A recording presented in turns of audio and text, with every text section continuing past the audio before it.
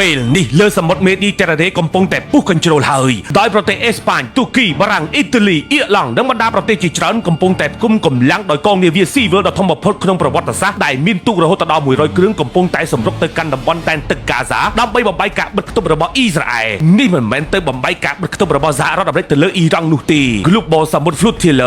2026គឺជាក្បួនដឹកជំនួយមនុស្សធម៌អន្តរជាតិក្នុងគោលបំណងយកជំនួយទៅតំបន់កាហ្សាដែលត្រូវបានអ៊ីស្រាអែលបិទគប់តាំងពីឆ្នាំ2017មកតែក្បួននេះនៅតែបន្តបេសកកម្មរបស់ខ្លួនឥតឈប់ឈរទោះបីជាត្រូវប្រឈមមុខជាមួយកងទ័ពជើងទឹកអ៊ីស្រាអែលក៏ដោយសេចក្តីរាយការណ៍ចេញពីគេហទំព័រ Al Jazeera ដែលបានចុះផ្សាយនៅថ្ងៃទី12មេសាបានដឹងថាកងនាវាចរដ៏ធំបំផុតនេះបានចេញដំណើរការពីថ្ងៃអាទិត្យទី12មេសាពីកំពង់ផែបាសេឡូណាប្រទេសអេស្ប៉ាញហើយត្រូវរំពឹងថានឹងទៅដល់ក្នុងចន្លោះមួយសប្តាហ៍ពោលត្រូវនៅថ្ងៃទី20មេសាខាងមុខនេះអ្នករៀបចំកម្មវិធីពិពណ៌នាថានេះគឺជាបេសកកម្មសមុទ្រស៊ីវិលដ៏ធំបំផុតមិនធ្លាប់មានដើម្បីប្រកួតប្រជែងទៅនឹងការបិទផ្លូវរបស់កងទ័ពជើងទឹករបស់អ៊ីស្រាអែលលើតំបន់កាហ្សាកងនាវាដែលមានទូក80គ្រឿងដែលនឹងដឹកអ្នកចូលរួមជាង1000នាក់មកពីបណ្ដាប្រទេសជាច្រើនមានគោលបំណងដឹកជញ្ជូនសម្ភារៈមនុស្សធម៌និងសម្ភារៈវិជ្ជសាស្ត្រទៅកាន់តំបន់ដែលត្រូវបានឡោមព័ទ្ធក្នុងនោះមានទាំងគ្រូពេទ្យវិស្វករនិងសកម្មជនរាប់ពាន់នាក់ដែលសុខចិត្តប្រថុយជីវិតយកជំនួយទៅជួយប្រជាជនប៉ាឡេស្ទីនសូម្បីតែអង្គការ Greenpeace ក៏បានបញ្ជូននាវាដ៏ល្បីល្បាញរបស់ខ្លួនគឺ Arctic Sunrise មកជួយការពារនិងផ្ដល់បច្ចេកទេសក្នុងបេសកកម្មនេះដែរ